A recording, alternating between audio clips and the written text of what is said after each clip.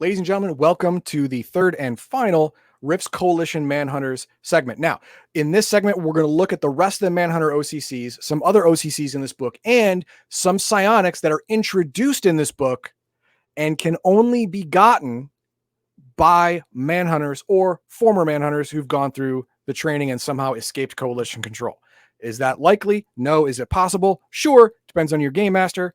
Let's get into it. All right. Now, at the end of the last video, we started going through all of the Manhunter O.C.C.s. We're going to go through the rest of them now. This is the Spider. The Spider and their Psi Battalion counterpart is the symbol of infinity, mystery, destiny, power, blah, blah. New type of master psychic that has been forgotten since the coming of the Rifts. Spiders possess the lost ability of divining and dowsing. Before the Great Cataclysm, there were modern people who professed to be dowsers and stuff like that. Got my sticks. Exactly, right? And it was unreliable, inconsistent, and mainly stupid. But with the coming of the Rifts, it became a real damn thing. These ancient people, blah, blah, blah. Where do we do? Okay. A secret lost to modern previous people, though in fairness to them, dowsing, divining became difficult and unreliable when Earth's ley lines were all but vanished. But now that they're back, it is actually a thing. The psionic power of divining is exclusive to the Spider Manhunter and their Psi Battalion counterparts. It requires years of training and practice by master psychics who have an innate affinity for channeling their psionic energy into a different way than, say, a burster or a zapper, fire and electricity.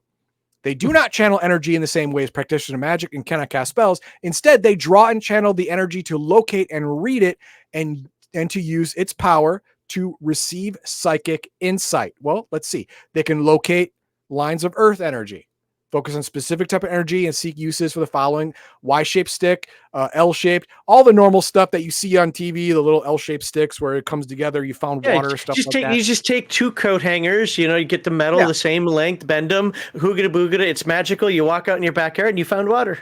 There you go. Now, what do they find with it? Well, fault lines, earthquake fault lines. Electromagnetic energy highways, geothermal underground power, ley lines and nexus points, obviously, and of course, water. Reading earth energy. Well, what do you get? I get to talk with Mother Nature. Let's find out if it's as granola crunchy as that. He immediately knows the length and width of the energy span, all the things, earthquake fault lines, electromagnetic anomalies, stuff like that, whether it's flowing naturally or freely or building up at a pressure point. So naturally, freely, and pressure point is important. Electromagnetic underground things can also be power lines or an underground secret bunker. And the earthquake thing, well, is it building? Then there could be an earthquake in the near future. That's important.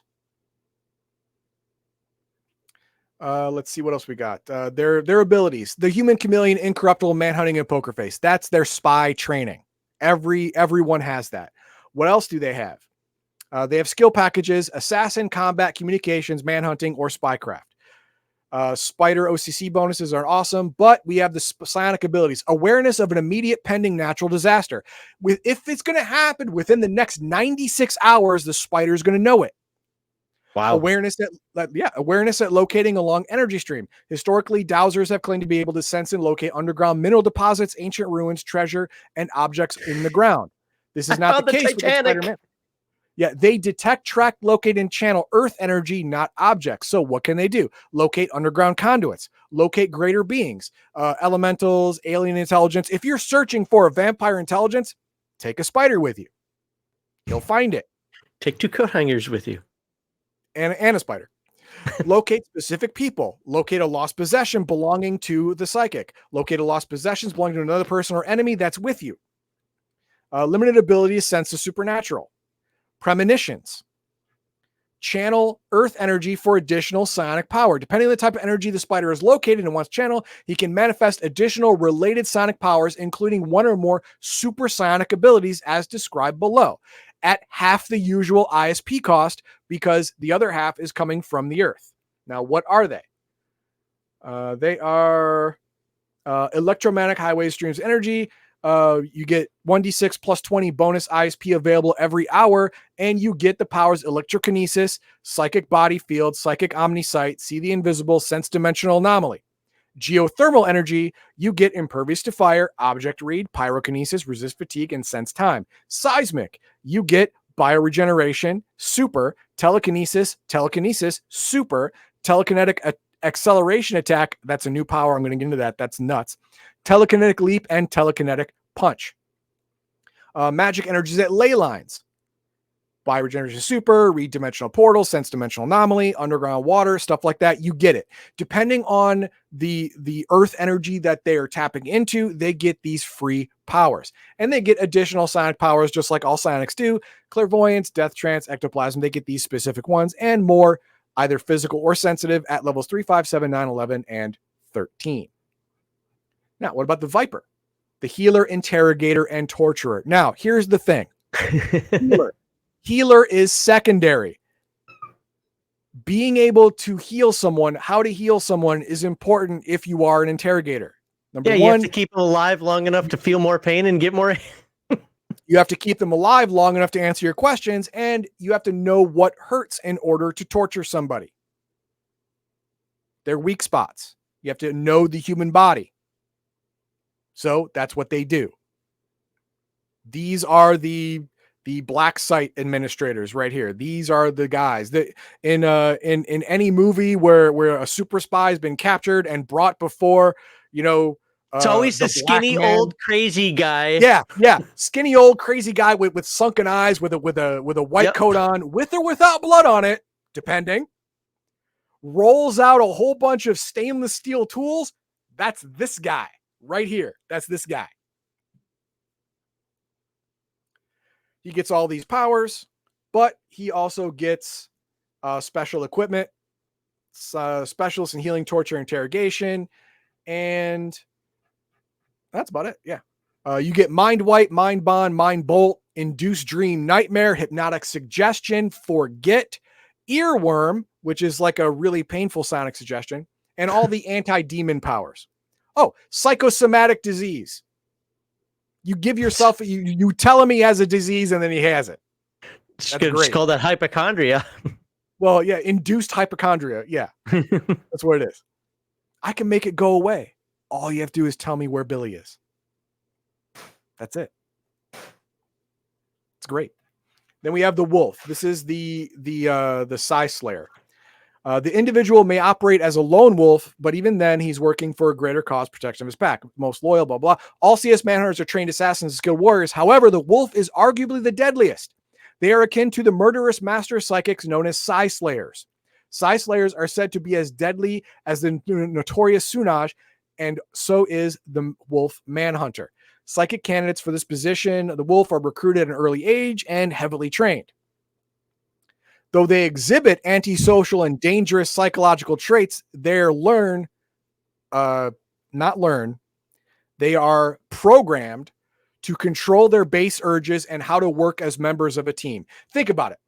You have a sociopath who just is going to be just a serial killer, but going to be super efficient, super good at it.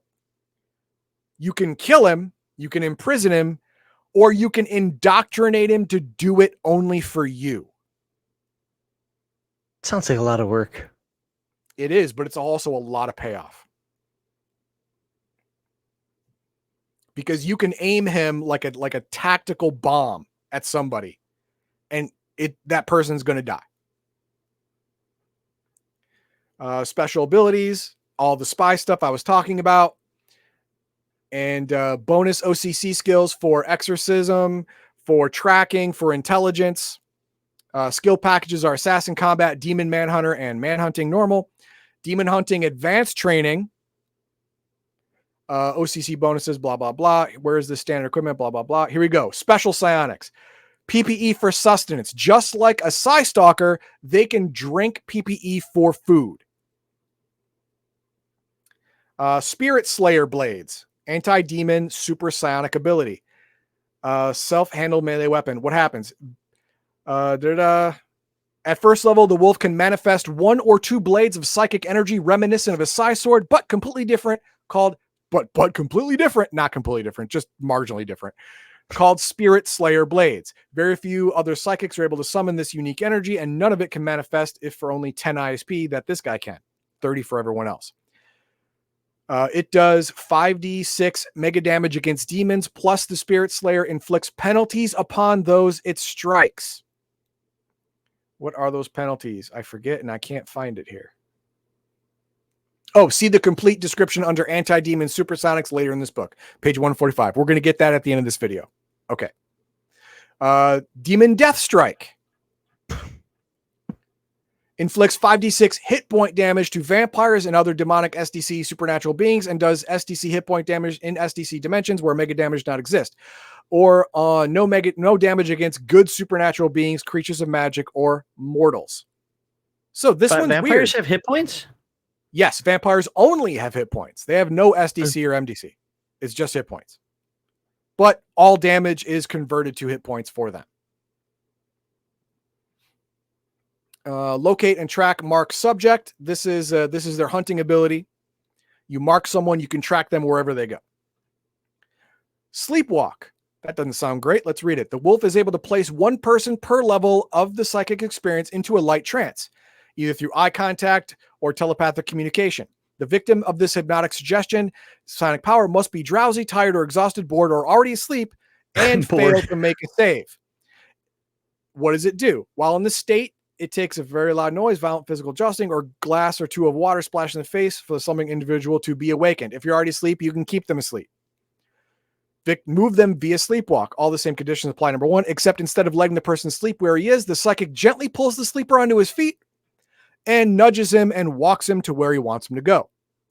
Frame somebody. Once a sleeper has reached the desired destination, the sleeping person can be left standing there asleep, allowed to sit or lay down, or pose with something like a bloody knife or a smoking gun. Put any incriminating evidence on him, and bickety bam, you've got yourself a patsy who doesn't remember how he got there. That's what they all say, guilty man. That's what they all say. I do not recall making that accusation. Yeah, this is an amazing power to make people just, guilty. These are special Manhunter skills, which we don't need to really explain. Human chameleon, to blend in anywhere with other humans and any other job. Incorruptible, their minds cannot be shaken. Manhunting, that's tracking people. Poker face, don't give up emotions. Keep it all inside. And modern weapons expert, you get weapon proficiencies in many different kinds of weapons. And now we're going to go to the Street Cleaner OCC, and then we're going to go to Psionic Powers. The Street Cleaner, if you remember from the other videos, the Street Cleaner is the ground level trained narc. He is the guy he's a spy all the time. He does his job. He goes home, goes to work, goes home, goes out, gets food, loves his family, stuff like that. But he is trained to always be aware of his surroundings, to look for insurgency, to look for something that's out of place, and then tell his handler about it. That's his job. And the coalition will put him anywhere he needs to go. His special abilities are Life of Secrecy, blah, blah, blah. We know Grooming. about that. Perception roll bonuses. Trained to observe the thing that is not supposed to be observed. That's their job. +2 on perception rolls to recognize when a person is attempting to be evasive, deceptive, or trying to conceal their thoughts. +3 to perception rolls to recognize when a person is simply frustrated, disgruntled, angry, or really is a serious threat on the verge of violence. What is a perception roll in Rifts? It's usually a D20 with a certain target number depending. That's usually all the perception roll is. Psionic abilities. 80% of street cleaners and management possess some level of psionic ability, a rate unprecedented anywhere outside of the Psi Battalion and the Psynuts. Most PsyOps street cleaners and management possess major psionics with 6 to 8 abilities, and some 5% are masters. Another 10% are minors with 2 sensitive abilities, and 20% are 2 to 4 abilities. Innate, minor, minor, major, master, or none. Okay, now meditation skill in this game has another advanced meditation skill. Now, normally the meditation skill is just something that psionics and practitioner of magic learn, and they can go into a meditative state. They can regain ISP or PPE faster, and each hour of meditation is considered 2 hours of sleep. Great. They all get this too, but the Manhunters and the psionics in this book get a special advanced meditation skill that takes one of their psionic power slots. But they get much more ISP back per hour, and it's calculated every 30 minutes instead of every 60 minutes, which is a good advantage, especially in the field. If you have the regular meditation technique, if you get interrupted anywhere up to minute 60, you don't gain anything back. You get no bonus because of the meditation. But if you have the advanced meditation skill and you get at least 30 minutes, you get half of an hour back. So if you're interrupted in the last half of the hour, you still get something. And after meditating, everyone gets a +2 to all skill rolls because they're centered and grounded and much more competent, much more confident. That everyone around you? No, just you. Oh, you said everyone gets, okay. No, everyone who meditated is Okay, now got centered. it. They get +2 to all skill use. It's great. It's a good deal. It is a good deal. Take it. The hell was that? The little girl? Oh, holding a stuffed animal. Got it. Okay. Yeah. Informants. One of the tactics often employed when gathering urban intelligence is the use of informants. The street cleaner not only is an informant himself, he's a trained informant, but he can actually get an unwitting network of informants working for him. It's social engineering. That's all it is. You're getting people to tattle on themselves or others. That's all. And then you use your training to filter it out and then move it up to your handler if it's necessary. And then here's your O.C.C. skills, personality, alignment, stuff like that. Additional O.C.C. skills, research packages, an area of expertise in analyzing and assessing data, clues, and evidence, and recognizing patterns, profiles, modes of operation, and potential targets. You get a bonus +2 to notice and recognize the importance of information, details, clues, and evidence. Bonus psionic power, speed reading, or total recall. That's good for evidence analysis.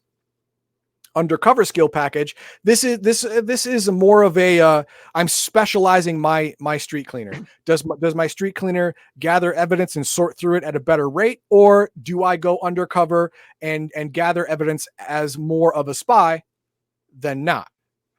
You can choose. It's fine. It's more specialization of your character, which is great. Now we're going to look at some psionics now, and the main things we're going to look at are the psionics that are new to this book. And we're going to look at the super psionics there we go. Anti-demon supersonic powers 142. Because this anti-demon stuff is freaking crazy.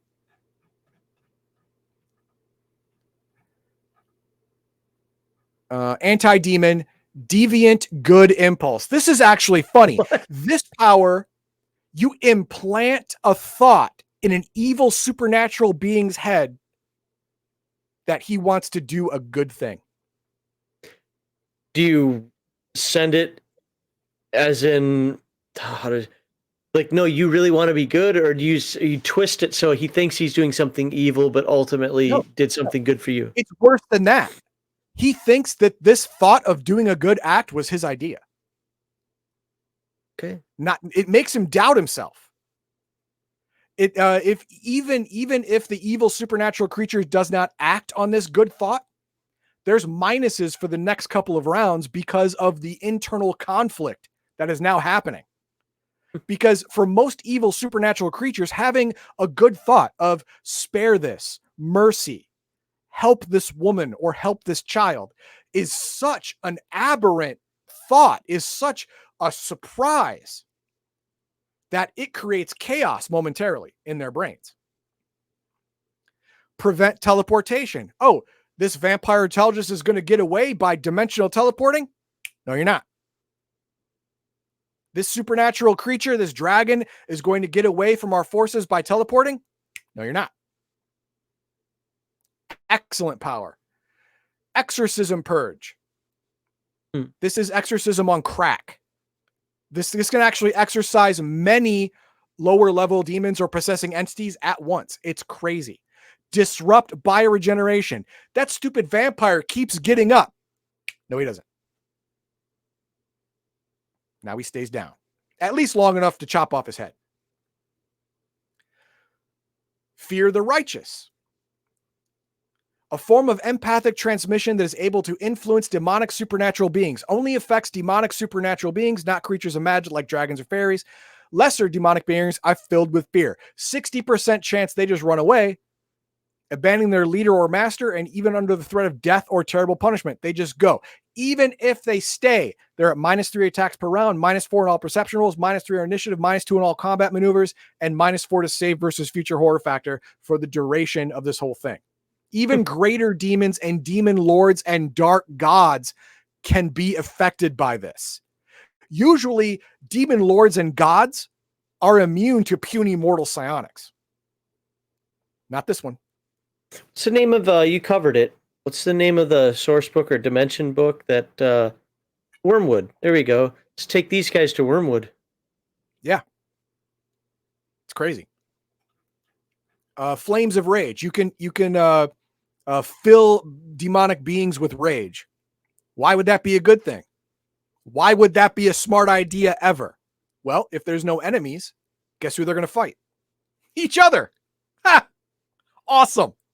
Especially if you can get a greater demon or a demon lord or dark god filled with rage, he'll kill all of his minions easily before the fight even starts with you. That's a tactical advantage I want. Negate invisibility. Oh my God, the supernatural being turned invisible. Now we can't find him. Yeah, you can. Spirit Slayer Blade. This is what we were talking about with the spider. Has the spirits, or the wolf has a Spirit Slayer Blade. Damage is special, varies with the nature of the target. The duration penalty, blah, blah, blah. Where are we? Where's the damage? Demons, all, vampires, other types of undead, and most supernatural beings, 5d6 damage per hit. And they lose the ability to bioregenerate by half for 1d4 plus 1 minutes. Astral travelers, astral beings, entities, ghosts, spirits, and energy beings take 46 damage, and they can't bioregenerate. Well, they only have half effectiveness for 1d6 plus 1 minutes. Dragons and creatures of magic. No physical damage is inflicted, but the blade strikes at the victim's spirit or morale, making the creature of magic wary of fighting. No damage, but -1 attack per round, -1 in perception, -1 in initiative, -1 all combat maneuvers, -2 versus horror factor, -1 in all other saving throws, and all skills are at -20%. Oof. That's effective. That is effective, especially, you're not going to face a dragon by yourself. That's stupid. But if you can give him minuses, and your platoon now becomes so much more effective that you can actually make it. Humans, DBs, and other mortal beings. Mortals suffer the least penalties. No physical damage, but the blade strikes the victim's spirit a little bit.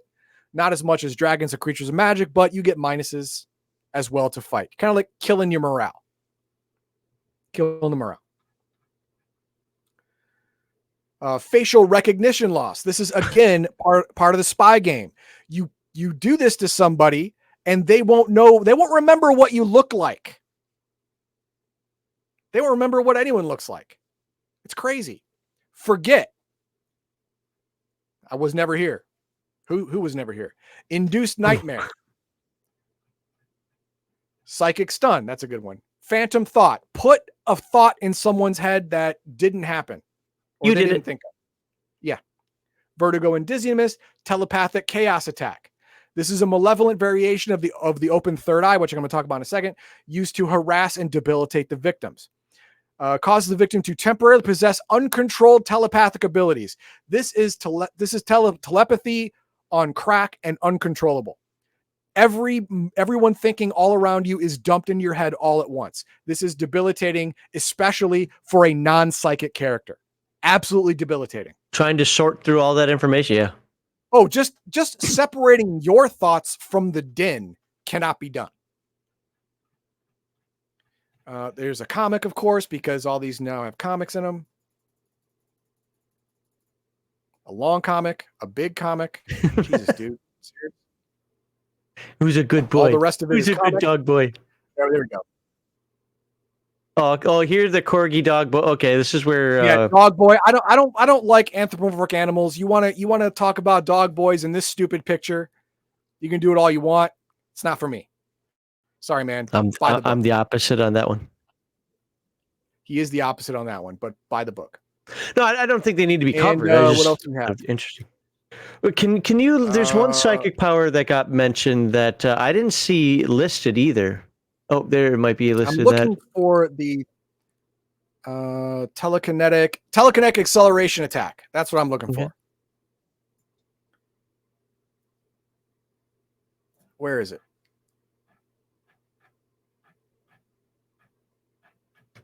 It's not. I don't see it. It wouldn't be at our T? Yeah, you'd think so, but I was at V and I went up. There's the comic. And this is Vertigo and Dizziness. Telepathic Chaos Attack. Okay, so above that. And then Psychic Stun and Phantom Thought. It's not here. Oh. Why isn't it here? Can you control F that PDF or no? Control F? Yeah. Okay. Yeah.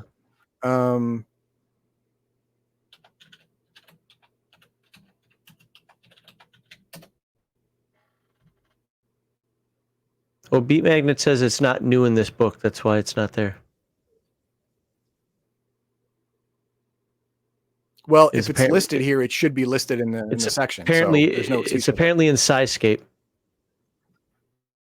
Okay, well, that's dumb, because if it's in this book, I don't want to have to buy another book to know what it does.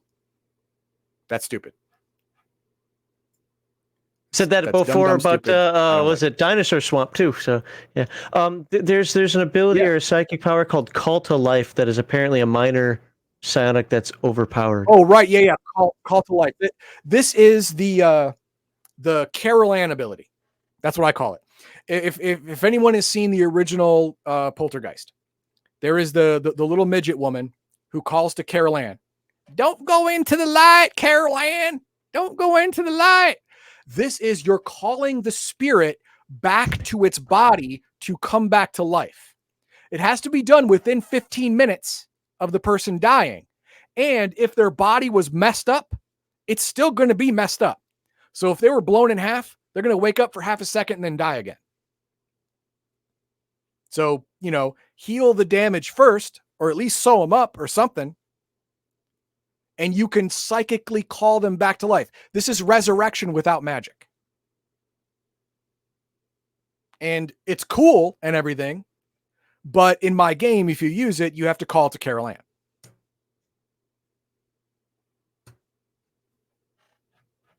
I'm looking. Apparently, it's also in Rifts Ultimate Edition as well. And I would argue that if it's in Rifts Ultimate Edition, maybe it doesn't have to be reprinted. Yeah, it's in the main book, then it should be fine. You're right. If it's in the main book, then it's fine. But the regular stuff isn't so much of a big thing. That's the sensitive psionics, and then there's the telekinetic intuitive combat. This one is a physical minor power, but it actually makes you grab small items around you, and you can use them to parry or attack with from behind, in front, whatever. Here's an example. With the Wave Visor hand, the psychic is able to manipulate inanimate objects via telekinesis to parry and strike in melee combat as if held by invisible extensions of his own hand. So if someone attacks you from behind, And normally you cannot parry that. As long as you know the attack is coming, you can telekinetically lift a frying pan and block it. Block it. Bing. You can even block bullets with this thing. There's no bonuses. It's just straight D20 roll, but you can try. That's pretty cool. I like that. Telekinetic lockpicking is just, you know, they already have a power in the book that does something very similar, which is you can use any skill with telekinesis in one of the other books. I forget which one. Very similar to that. Death grip. Psychic gets a telekinetic grip on the victim, holding him in place and slowly constricting the airway. This is the Vader death choke. That's what this is. You have to do this, though. You have to do this. Yeah, you have to do this, at least. Transfer ISP. If you have ISP and your buddy is out, you can transfer ISP to him because he may have a power that in the moment is more important than your ISP. Makes sense. More importantly, can you go the other way? Probably. Oh, no. The recipient can release by meditation or by spending them through the use of sonic abilities. Okay, hang on. Last for 1 hour per level of the psychic experience or until the ISP are used by the recipient of this generous gift, whichever comes first. The giver of the ISP cannot recover them until the recipient either uses them or gives them back by releasing them through meditation or when the duration elapses. So, no, you can't get them back. You can't get them back unless the person you gave it to says, okay, you can have them back, or uses them all. Why do I get a Quado feel on this one? That's basically release the pain. Relax your mind. Open your mind. Yeah, open your mind. Yeah, there you go. There it is. Open your mind. Transfer hit points. Same thing, just for hit points. That's cool. Share pain and suffering. This one is something I wouldn't normally associate with a CS psychic, but this is what it does. Someone is in pain. Someone is suffering. You cannot heal it, but they are dying in front of you. You can share that pain, which means if they're poisoned, if they have acid on them, whatever, they only take half damage and half minuses. You take the other half.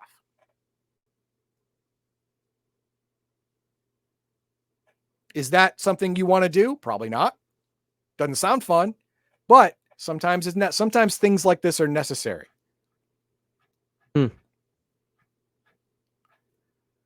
This is the meditation advanced I was talking about. It doesn't cost any ISP, but you have to take. There are a lot of abilities in this book. I think yes, there are a lot of abilities. All the ones that are in bold type are new to this book. So there's those. That's the. Here's the physical psionics, new to this book. And the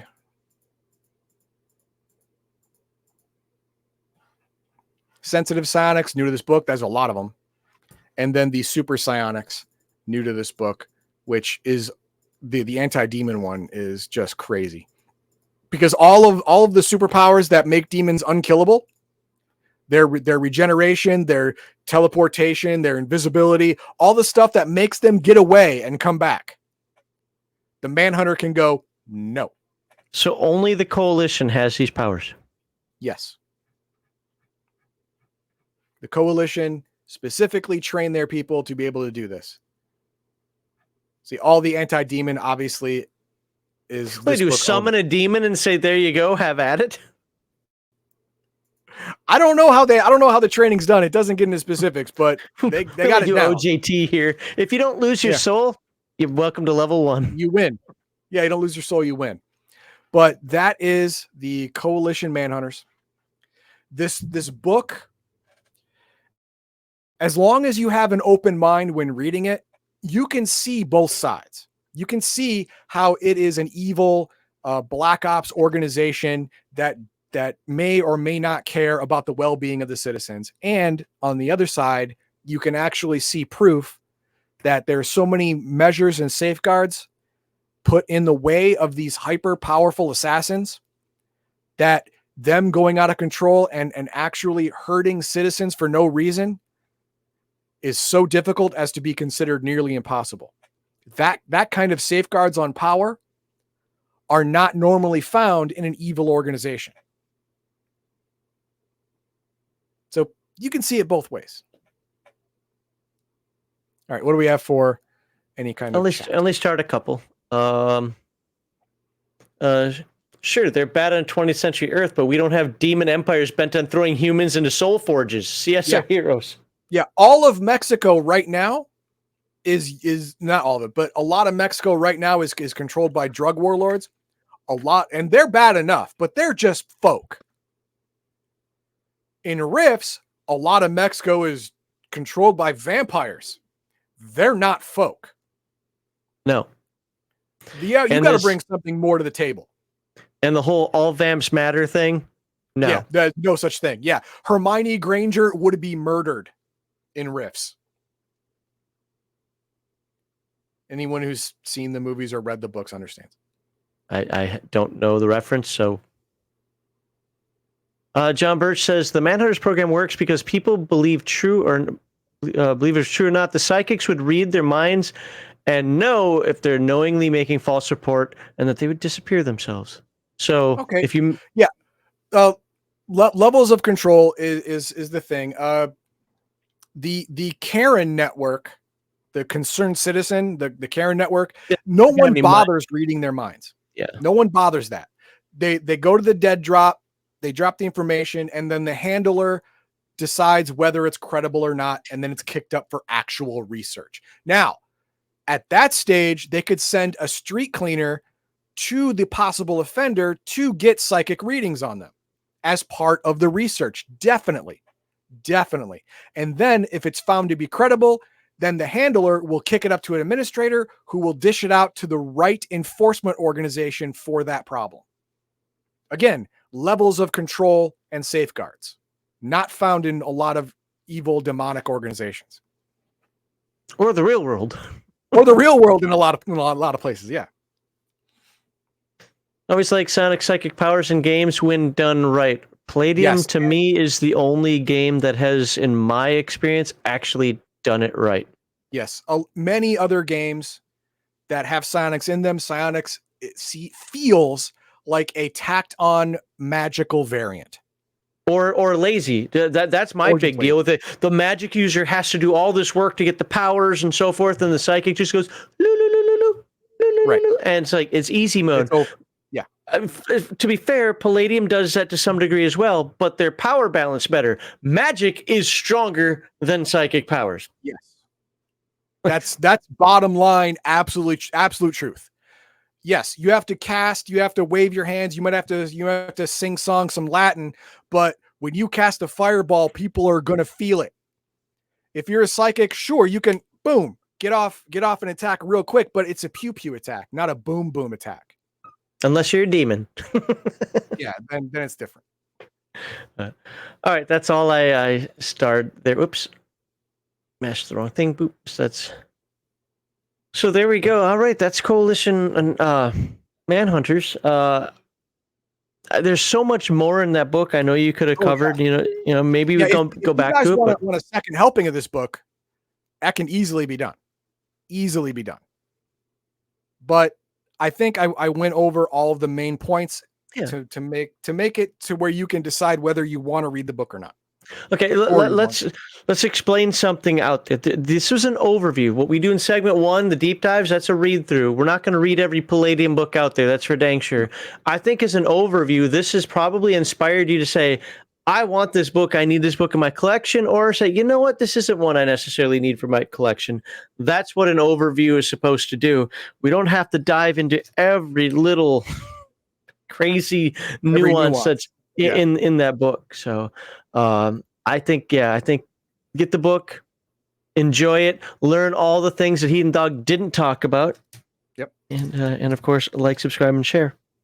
I have nothing else for the sign out here. Check the description of this video for how you can support, follow, and join Legion of Myth on places. And next week, Heathen Dog is going to be covering a kind of a indie game. Yep. So Tell 'em. look forward to that. Oh no, that's a teaser, secret? man. Oh, it's secret. It's secret. Sorry. It's a teaser. Mum's the word, people.